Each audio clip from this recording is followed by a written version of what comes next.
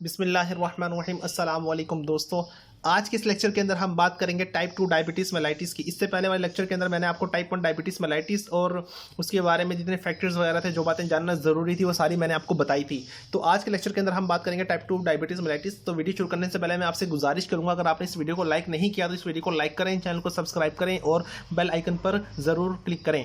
तो type 2 diabetes mellitus जो है, तकरीबन जितने भी डायबिटीज़ के पेशेंट्स हैं उनमें 90 से 95% जो पेशेंट डायबिटीज़ के साथ प्रेजेंट करते हैं वो टाइप 2 डायबिटीज़ मेलाइटिस के पेशेंट होते हैं। बाकी जो रिमेनिंग होते हैं 5 से 10% वो टाइप 1 के हो सकते हैं, दूसरी और टाइप जो छोटे मोटे टाइप्स हैं डायबिटीज़ की उनके हो सकते हैं। तो मेजर अकरिंग जो डायबिटीज़ है वर्ल्ड के अंदर वो टाइप 2 डायबिटीज़ है, जिसके 90 से 95% पेशेंट्स होते हैं। ठीक है, उसके बाद इसके कुछ रिस्क फैक्टर्स होते हैं हमारे पास जो है ना, रिस्क फैक्टर्स जो है एक तो ये मल्टी फैक्टोरियल डिजीज़ है, मल्टीपल फैक्टर्स होते हैं। एक इन्वायरमेंटल फैक्टर, जेनेटिक फैक्टर और क्रॉनिक इन्फ्लेमेशन भी टाइप 2 डायबिटीज़ मेलाइटिस की वजह बन सकती है। ठीक है, तो देखें हमारे पास जो है इन्वायरमेंटल रिस्क फैक्टर्स, इन्फ्लेमेशन, ठीक है, इन्फ्लेमेशन हो गई और जेनेटिक फैक्टर्स हो गए। अब ऐसा होता क्या है इन फैक्टर के नतीजे में जिसकी वजह से टाइप 2 डायबिटीज़ मेलाइटिस हो सकती है? तो बेसिकली दो टाइप के डिफेक्ट जो हैं, जो करैक्टरिस्टिक्स होते हैं टाइप 2 डायबिटीज़ मेलाइटिस के। एक तो हमारे पास है decrease ability of peripheral tissue जो इनकी एबिलिटी कम हो जाती है टू रिस्पॉन्ड इंसुलिन को रिस्पॉन्ड करना बंद कर देते हैं पेरिफेरल एडिपोज टिश्यू, ठीक है, पेरिफेरल टिश्यूज, जिसको हम कहते हैं इंसुलिन रेजिस्टेंस। ये टाइप 2 डायबिटीज़ मेलाइटिस कर सकते हैं। ठीक है, बीटा सेल डिस्फंक्शन जो है ये भी type 2 diabetes mellitus, beta cell की डिस्फंक्शन होगी जिसके नतीजे में क्या होगा कि इनएडुकेट इंसुलिन रिलीज होगी। ठीक है, अच्छा, तो ये भी इनएडुकेट इंसुलिन रिलीज होगी और ये भी हाइपरग्लाइसीमिया करेंगे, और हाइपरग्लाइसीमिया जो करेक्टरिस्टिक फीचर होता है टाइप 2 डायबिटीज़ मेलाइटिस या किसी भी डायबिटीज़ का। ठीक हो गया। अच्छा, उसके बाद मैंने आपको बताया था दो रिस्क फैक्टर्स जो बताए थे मैंने, इन्वायरमेंटल और जेनेटिक फैक्टर्स। वो उसके अंदर क्या क्या हो सकता है हमारे पास? इन्वायरमेंटल फैक्टर में सीडेंट्री लाइफस्टाइल जो है, सीडेंट्री लाइफस्टाइल ये टाइप 2 डायबिटीज़ मेलाइटिस कर सकता है। इसके अलावा जो डाइटरी फैक्टर्स जो हैं ये भी आते हैं इन्वायरमेंटल फैक्टर्स में। जबकि जेनेटिक फैक्टर्स जो हैं उनमें हमने देखा कि जो मोनोजाइगोटिक ट्विंस हैं उनमें 80 से 90% चांस ज़्यादा होता है टाइप 2 डायबिटीज़ मेलाइटिस का। ये चांस जो टाइप 1 डायबिटीज़ है उससे भी कहीं ज़्यादा होता है। मिसाल के तौर पर अगर मोनोजाइगोटिक ट्विंस अगर उन्होंने टाइप 1 डायबिटीज़ बॉडी के अंदर जनरेट करनी है आगे फ्यूचर में जाके, तो उनमें तकरीबन 50% चांस होगा। लेकिन उनके अंदर ऐसी जीन्स हैं जो कि टाइप 2 डायबिटीज़ मेलाइटिस करेंगी, और उन बच्चे मोनोजाइगोटिक ट्विंस हैं उनमें तो 80 से 90% चांस होगा कि दोनों के अंदर टाइप 2 डायबिटीज़ मेलाइटिस जो है वो डेवलप कर सकती है। ठीक है, अच्छा, उसके बाद हमारे पास कुछ जो, अगर जब हमने लार्ज स्केल पर जीनोम को स्टडी किया तो हमें मालूम हुआ कि हमारे पास दर्जन ऑफ ऐसे लोकाई हैं जो कि ससेप्टेबल हैं टाइप 2 डायबिटीज़ मेलाइटिस करने के लिए। तो इन लोगों को हम कहते हैं डायबिटोजेनिक जीन्स। ठीक है, या इन जीन्स को जो कि ससेप्टेबल है टाइप 2 डायबिटीज़ करने के लिए, इन जीन्स को हम कहते हैं टाइप 2 या खाली डायबिटोजेनिक जीन्स। ठीक है, अब जिस तरह टाइप 1 डायबिटीज़ मेलाइटिस HLA और CTLA4 इन जीन्स के साथ एसोसिएटेड होती हैं, ऑटो इम्यून जीन्स के साथ, तो टाइप 2 डायबिटीज़ मेलाइटिस इन जीन्स के साथ एसोसिएट नहीं होती। ठीक है, अच्छा, उसके बाद जो नेक्स्ट हमारे पास मेटाबॉलिक डिफेक्ट्स हैं जो कि टाइप 2 डायबिटीज़ मेलाइटिस कर सकते हैं। तो देखें, अगर मैं दिखाऊं तो आपको ये देखें, मेटाबॉलिक डिफेक्ट जो कि टाइप 2 डायबिटीज़ मेलाइटिस कर सकते हैं, उसमें हमारे पास इंसुलिन रेजिस्टेंस और उसके साथ एसोसिएटेड ओबेसिटी। दूसरा हमारे पास बीटा सेल डिस्फंक्शन। पहले हमें पता होना चाहिए इंसुलिन रेजिस्टेंस होती क्या है। तो basically insulin resistance is defined as failure of target tissue to respond normally to insulin. Basically insulin जाके एक्ट करते हैं टारगेट टिश्यू पर, और टारगेट टिश्यू जो है वो ग्लूकोज की अपटेक को यकीनी बनाता है, उससे ग्लूकोज की अपटेक हो जाती है। लेकिन अगर इंसुलिन के रेजिस्टेंस हो जाए टारगेट टिश्यू पर, तो टारगेट टिश्यू जो है, अगर इंसुलिन आके पहले ही बात है लगती नहीं, अगर लग भी जाए तो वो एक्टिवेट नहीं कर पाती टारगेट टिश्यू को, और इंसुलिन की ग्लूकोज की अपटेक वो कम हो जाती है या लो हो जाती है बिल्कुल ही। ठीक है, तो इससे होता क्या है, अगर इंसुलिन के रेजिस्टेंस हो जाए तो इसमें होता है कि failure to inhibit endogenous glucose production. अब इंसुलिन जो है वो क्या करती है, जो एंडोजीनियसली ग्लूकोज प्रोड्यूस होता है ग्लूकोनियोजेनेसिस के जरिए लीवर के अंदर, तो उसको भी इनहिबिट करती है इंसुलिन। जब इंसुलिन अपना सही फंक्शन परफॉर्म नहीं कर पाएगी, इंसुलिन की रेजिस्टेंस हो जाएगी, तो इनहिबिशन नहीं होगी, एंडोजीनियसली ग्लूकोज प्रोडक्शन की जो इनहिबिशन होती है वो नहीं होगी। ठीक है, दूसरा हमारे पास जो एबनॉर्मली लो ग्लूकोज अपटेक, जब इंसुलिन ग्लूकोज को सेल के अंदर भेजती है, इंसुलिन ही काम नहीं करेगी तो सेल के अंदर ग्लूकोज नहीं जाएगा, जिसकी वजह से जो हाइपरग्लाइसीमिया हो सकता है, पोस्टपारेंडियल ग्लूकोज का लेवल हाई हो सकता है खाना खाने के बाद। तीसरा हमारे पास जो है इंसुलिन इनहिबिट करती है हार्मोन सेंसिटिव लाइपेज को, और हार्मोन सेंसिटिव लाइपेज करता है ब्रेक डाउन किसकी, फैट्स के नतीजे में जब ब्रेक डाउन होती है तो होता है ये कि फ्री फैटी एसिड ब्लड के अंदर आ जाते हैं। जब इंसुलिन की रेजिस्टेंस हो जाएगी तो फ्री फैटी एसिड जो है ब्लड के अंदर हद से ज़्यादा आ जाएंगे, क्योंकि लाइपोलिसिस की जो है उसकी इनहिबिशन होना बंद हो जाएगी, तो उसकी एक्टिवेशन हो जाएगी, फिर वो लाइपोलाइसिस करेगा, लाइपोलिसिस करेगा, जिससे फ्री फैटी एसिड ब्लड के अंदर आ जाएंगे। ठीक है, अच्छा अब नेक्स्ट पॉइंट हमारे पास जो था, सबसे पहला पॉइंट ये है कि इंसुलिन रेजिस्टेंस एंड ओबेसिटी, यानी ओबेसिटी के अंदर ऐसा क्या होता है कि वो इंसुलिन के रेजिस्टेंस कर सकता है, तो अब हम वो पढ़ने जा रहे हैं। बेसिकली हमारे पास होता है कि जो पेशेंट्स हैं डायबिटीज़ के, उनमें 80% ऐसे पेशेंट होते हैं जिनके अंदर ओबेसिटी होती है। ठीक है, तो ये बात जाहिर हो गई कि ओबेसिटी का टाइप 2 डायबिटीज़ से गहरा ताल्लुक है। ठीक है, ये बात अहम है। उसके बाद अमाउंट ऑफ फैट, जितनी ज़्यादा अमाउंट ऑफ फैट होगी इतना ज़्यादा डायबिटीज़ का रिस्क होगा।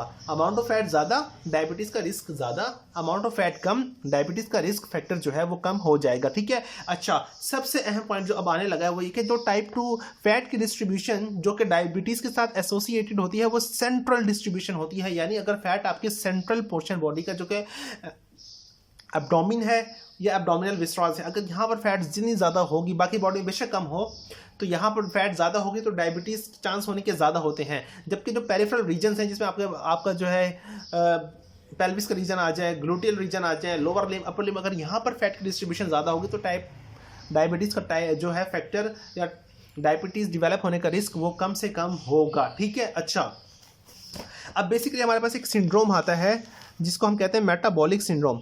अब ये टर्म क्या है इसको आप समझ लें। बेसिकली ये टर्म उस वक्त बोली जाती है जब हमारे पास ऐसी फाइंडिंग्स हो जो कि कम्बिनेशन हो किसका, इसमें विसरल ओबेसिटी भी हो बंदे को, ये पेशेंट को, ठीक है, उसके साथ इंसुलिन रेजिस्टेंस हो, ग्लूकोज इंटॉलरेंस हो, ठीक है, और कार्डियोवास्कुलर रिस्क फैक्टर्स जैसे कि hypertension, abnormal high lipid profile, अगर ये फैक्टर्स मौजूद होंगे, सारे के सारे की कंडीशंस होंगी, विसरल ओबेसिटी भी होगी, इंसुलिन रेजिस्टेंस भी होगी, ग्लूकोज इंटॉलरेंस भी होगी, सीवीएस फैक्टर्स जो है रिस्क फैक्टर वो भी, जैसे कि हाइपरटेंशन, एबनॉर्मल लिपिड प्रोफाइल भी होंगे, फिर हम कहेंगे कि पेशेंट जो है उसको मेटाबॉलिक सिंड्रोम हो चुका है। ठीक है, अच्छा अब होता ये कि ओबेसिटी के अंदर ऐसा क्या है कि वो इंसुलिन को रेजिस्टेंस करवा सकती है। Obesity can adversely impact insulin sensitivity in numerous way. कुछ ऐसे कई तरीके हैं जिनकी वजह से ओबेसिटी जो है इंसुलिन के रेजिस्टेंस करवा सकती है। ठीक है, पहला जो तरीका है हमारे पास वो है जी फ्री फैटी एसिड जो है उसकी कंसंट्रेशन ज़्यादा कर देती है ब्लड के अंदर। ठीक है, दूसरा हमारे पास एडिपोकाइंस उसकी रिलीज ज़्यादा करवाती है, तीसरा क्रॉनिक इन्फ्लेमेशन।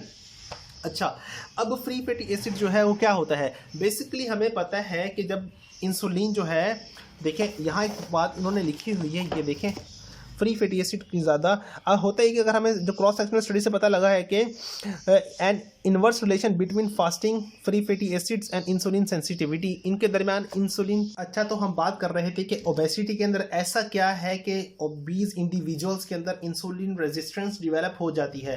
तो ओबेसिटी में ऐसा क्या होता है जो कि इंसुलिन की रेजिस्टेंस डिवेलप कर सकता है। तो बेसिकली 3 मैकेनिज्म के जरिए इंसुलिन की रेजिस्टेंस डिवेलप हो सकती है। एक हमारे पास जो ओबेसिटी के अंदर एक्सेसिव फ्री फैटी एसिड्स होते हैं जो कि इंसुलिन रेजिस्टेंस का बाइस बनते हैं।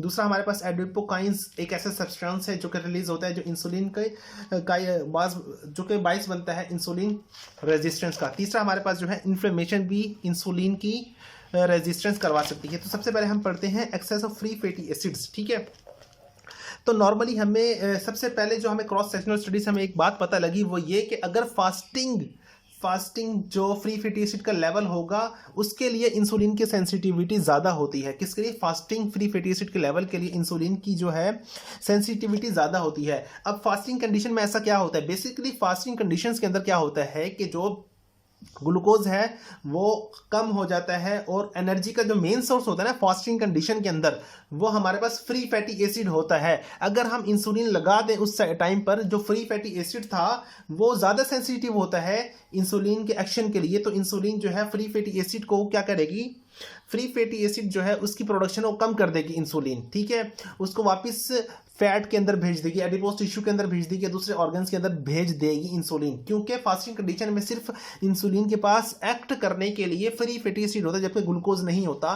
तो फास्टिंग कंडीशन के अंदर फ्री फैटी एसिड की जो सेंसिटिविटी है इंसुलिन के लिए वो बहुत ज़्यादा होती है। ठीक है, अच्छा अब क्या होता है कि जब ऐसा लेवल मतलब ऐसी कंडीशन आती है जिसके अंदर फ्री फैटी एसिड बॉडी के अंदर एक्सेसिवली ज़्यादा हो जाते हैं, फास्टिंग की कंडीशन नहीं है, लेकिन फ्री फैटी एसिड ज़्यादा है, ग्लूकोज भी है लेकिन फिर भी फ्री फैटी एसिड ज़्यादा होते हैं। जिस तरह बॉडी के अंदर इतना ओबीज इंडिविजुअल है कि उसके अंदर इतनी ज़्यादा फैट है कि उसकी ब्रेकडाउन की वजह से free fatty acid other than fasting condition body के अंदर आ रहे हैं फ्री फैटी एसिड। ठीक है, ठीक, तो होगा क्या कि जो एक्सेसिव फ्री फैटी एसिड है उसको इंसुलिन जो हैंडल नहीं कर पाएगी। एक फास्टिंग कंडीशन नहीं है, दूसरा एक्सेसिव फैटी एसिड इतने ज़्यादा है कि इंसुलिन के बस के बात ही नहीं है उनको हैंडल करता।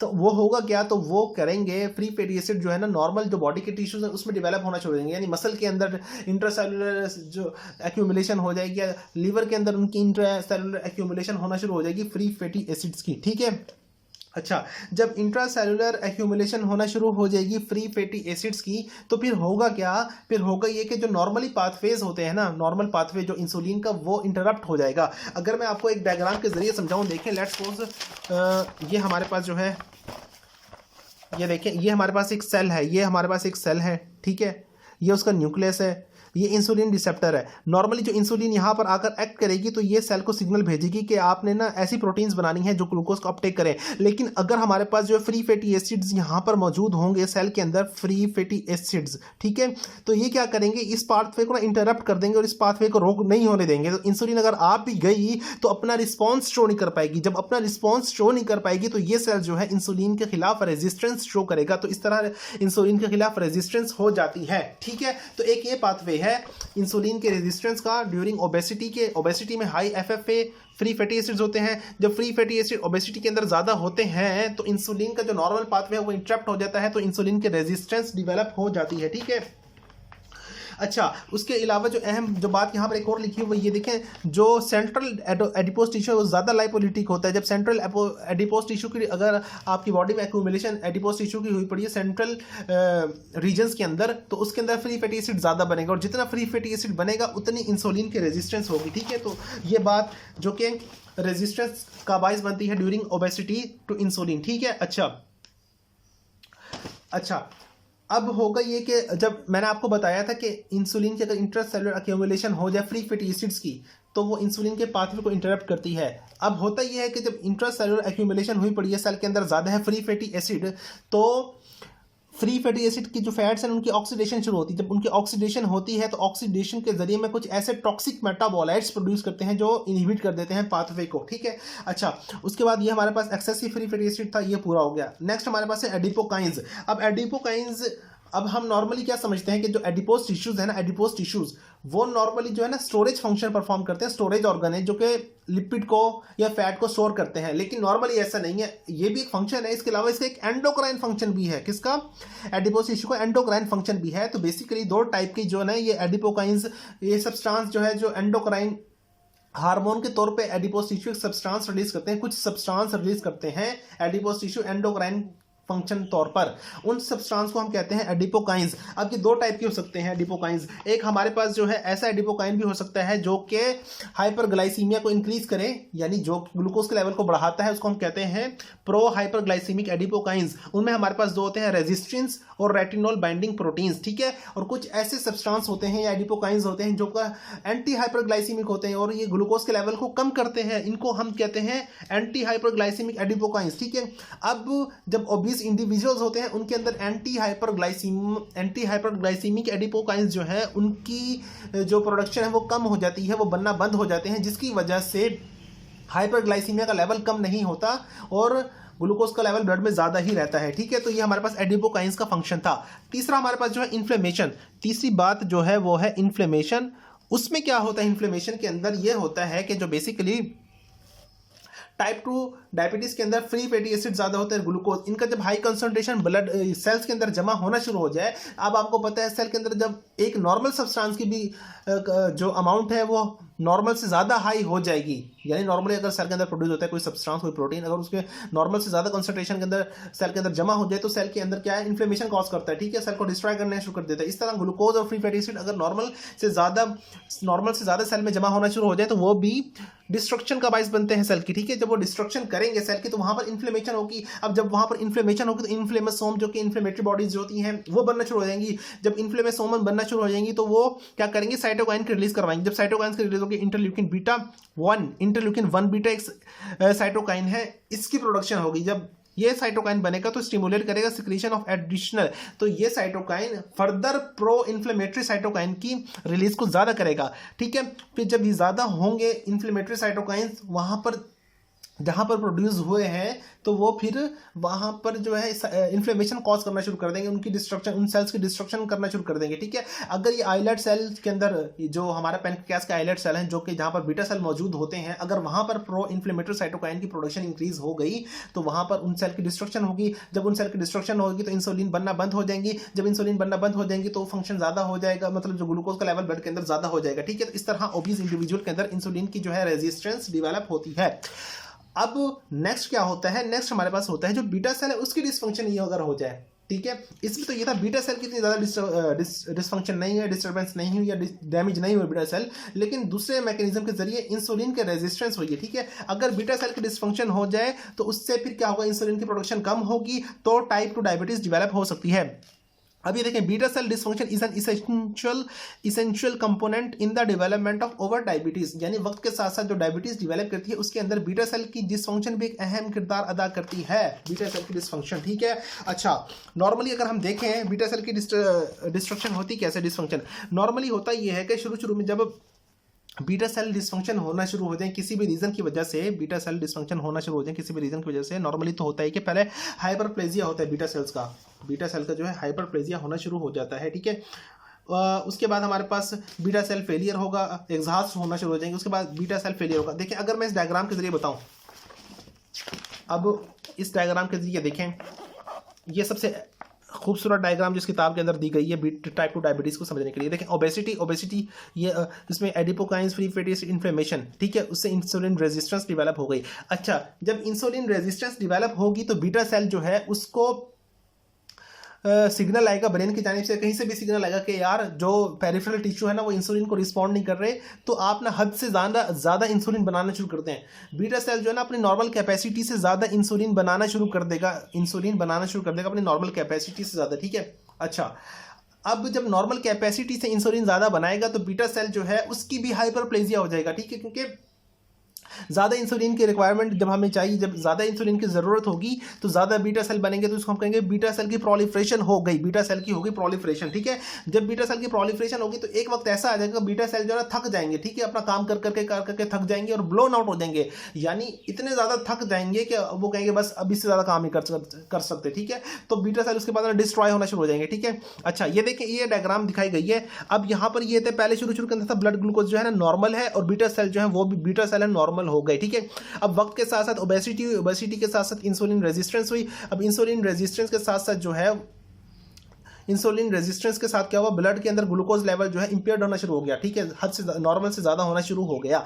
अब जब ब्लड के अंदर ग्लूकोज लेवल नॉर्मल से ज़्यादा होगा तो बीटा सेल ना हद ज़्यादा ग्लूकोज बनाना शुरू हो जाएंगे। ठीक है, तो इसमें बीटा सेल की प्रोडक्शन जो है ना, बीटा सेल ज़्यादा ग्लूकोज बनाना बीटा सेल ज़्यादा इंसुलिन बनाना शुरू हो जाएंगे, क्योंकि ब्लड के अंदर नॉर्मल से ज़्यादा ग्लूकोज है, ज़्यादा ग्लूकोज के लिए हमें ज़्यादा इंसुलिन रिक्वायर्ड होगी। जब ज़्यादा इंसुलिन रिक्वायर्ड होगी तो बीटा सेल जो है उनकी प्रोलिफरेशन हो जाएगी। ठीक है, जब उनकी प्रोलिफरेशन हो जाएगी बीटा सेल, यानी ज़्यादा ग्लूकोज के नतीजे में और इंसुलिन रेजिस्टेंस के नतीजे में जो कंपनसेशन होगी उसको हम कहेंगे बीटा सेल कंपनसेशन। उसके अंदर बीटा सेल जो उनका नंबर इंक्रीज कर जाएगा, बीटा सेल का जो नंबर है वो इंक्रीज कर जाएगा, उससे बीटा सेल की बीटा सेल्स जो है उनसे जो इंसुलिन की सिक्रीशन होनी थी वो ज़्यादा हो जाएगी। ठीक है, अच्छा अब जब मज़ीद रेजिस्टेंस होगी, मज़ीद टिश्यू की रेजिस्टेंस होगी इंसुलिन के खिलाफ, तो हद से ज़्यादा जब नॉर्मल ग्लूकोज कंसनट्रेशन इतनी ज़्यादा हो जाएगी कि टाइप